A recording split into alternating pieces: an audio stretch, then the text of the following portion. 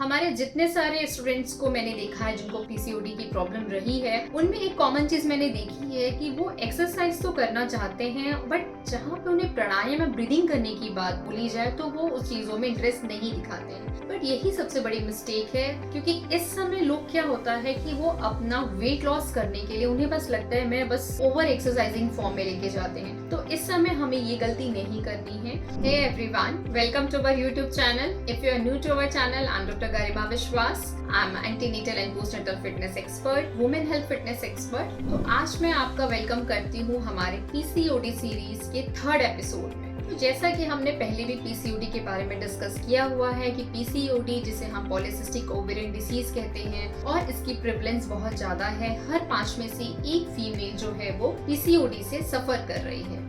जब भी हम पीसीओडी की बात करते हैं तो अगर आप भी इरेगुलर मेंस्ट्रुअल साइकिल से, हार्मोनल इम्बैलेंस से और सडन वेट गेन से अगर आप सफर कर रहे हैं तो ये पीसीओडी के कारण हो सकता है। तो आज की वीडियो में मैं आपके साथ वो सारे टिप्स शेयर करूंगी जिससे कि आप अपने पीसीओडी को नेचुरल वे में मैनेज कर सकते हैं।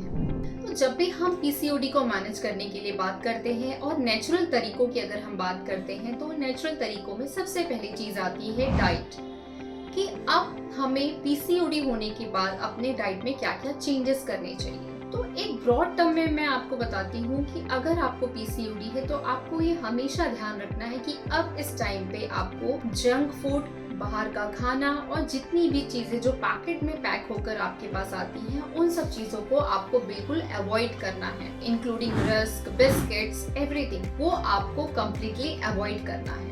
और यहाँ पर पीसीओडी के केसेस में जब हम डाइट की बात करते हैं तो आपको ये ध्यान रखना है कि इस समय जो आपकी डाइट है वो बैलेंस होनी चाहिए। तो जब भी हम बैलेंस डाइट की बात करते हैं तो उसमें कार्बोहाइड्रेट, प्रोटीन और फैट्स आते हैं। वैसे तो मैं डाइट के लिए एक अलग से वीडियो बनाऊंगी जिसमें हम पीसीओडी से रिलेटेड पूरी डाइट मैं आपके साथ शेयर करूंगी, बट मैं आज ब्रॉडली आपके साथ डिस्कस कर रही हूँ कि जब भी हम पीसीओडी में बैलेंस डाइट की बात करते हैं तो उसमें सबसे पहली चीज आती है कि इस समय आपको जो कार्बोहाइड्रेट लेना है वो रिफाइंड कार्बोहाइड्रेट नहीं होना चाहिए, लाइक ब्रेड, पास्ता। इस समय हमें कॉम्प्लेक्स कार्बोहाइड्रेट लेना चाहिए, क्योंकि कॉम्प्लेक्स कार्बोहाइड्रेट जब हम लेते हैं तो ये बॉडी में डाइजेस्ट होने में टाइम लगाते हैं और ये ब्लड शुगर लेवल को जल्दी से बढ़ने नहीं देते हैं। एंड जब हम फैट्स की बात करते हैं तो बहुत सारे लोगों को ये लगता है कि फैट हमें बिल्कुल अवॉइड करना है, बट ऐसा नहीं है। फैट जो होते हैं वो हेल्दी फैट भी होते हैं, including in the form of nuts and seeds.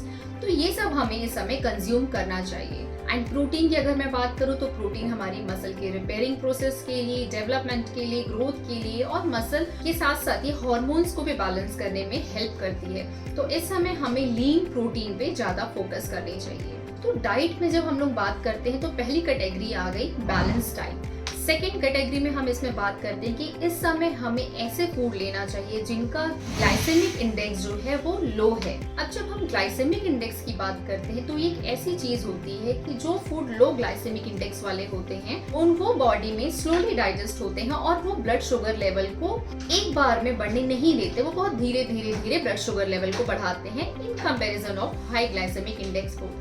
तो लो ग्लाइसेमिक इंडेक्स फूड में हमारे फ्रूट्स आते हैं, लाइक एप्पल हो गए, berries, oranges, whole grain vegetables में green leafy vegetables, avocado, broccoli and healthy nuts, healthy fats जिसे कि हम कहते हैं। तो इस समय हमें ऐसे फूड कैटेगरीज लेनी चाहिए जिनका की लो ग्लाइसेमिक इंडेक्स है।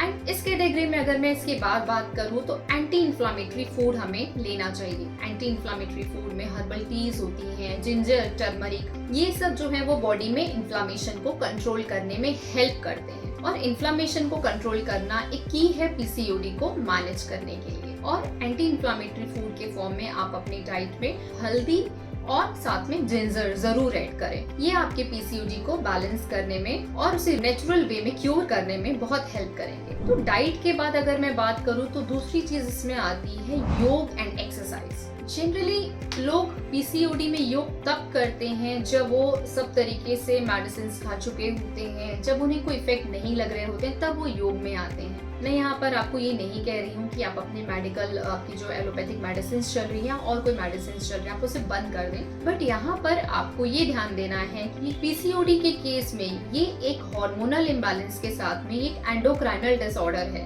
तो इस समय योग जो है वो इसमें बहुत ज्यादा हेल्पफुल होता है, क्योंकि योग जो होता है वो हमारे माइंड एंड बॉडी दोनों पे ही काम करता है। तो योग में बहुत सारी ऐसी एक्सरसाइजेस होती हैं, ऐसे आसन्स होते हैं जो स्पेसिफिकली हमारे पैल्विक एरिया में ब्लड फ्लो को बढ़ाने का काम करते हैं, उस एरिया की स्ट्रेचिंग करते हैं, और साथ ही क्योंकि हमारे माइंड पे काम करते हैं तो हमारे हार्मोन को बैलेंस करने में भी ये हेल्प करते हैं। तो इसके ऊपर भी हमने एक अलग से वीडियो बनाया हुआ है कि पीसीओडी में आप कौन कौन से 5 बेस्ट एक्सरसाइज और योगा के फॉर्म हैं जो आप कर सकते हैं। तो आप उस वीडियो को जरूर चेकआउट करिए।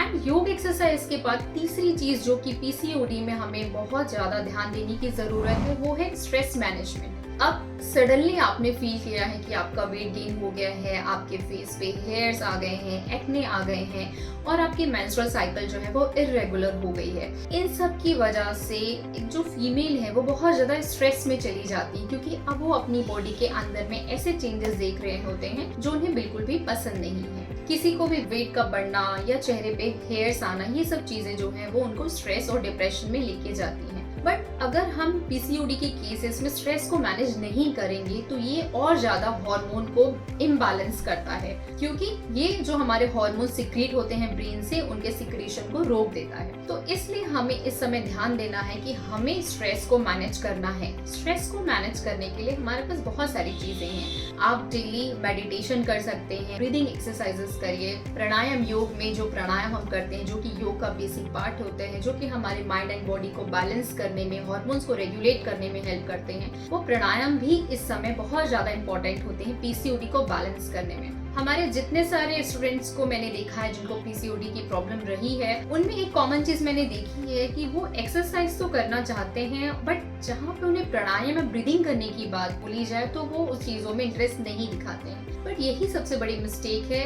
क्योंकि इस समय लोग क्या होता है कि वो अपना वेट लॉस करने के लिए उन्हें बस लगता है मैं बस ओवर एक्सरसाइजिंग फॉर्म में लेके जाते हैं। तो इस समय हमें ये गलती नहीं करनी है, और हमें जितना हम एक्सरसाइज पे फोकस कर रहे हैं उतना हमें ब्रीदिंग पे, प्राणायाम, मेडिटेशन पे भी फोकस करना जरूरी है। क्योंकि जब हम ब्रीदिंग को और मेडिटेशन को, प्राणायाम को अपने रूटीन में इंक्लूड करेंगे तो ये हमारे पैरासिम्पैथेटिक नर्वस सिस्टम को भी स्टिमुलेट करेगा, जो कि इन टर्न माइंड और बॉडी को बैलेंस करने का काम करेगा।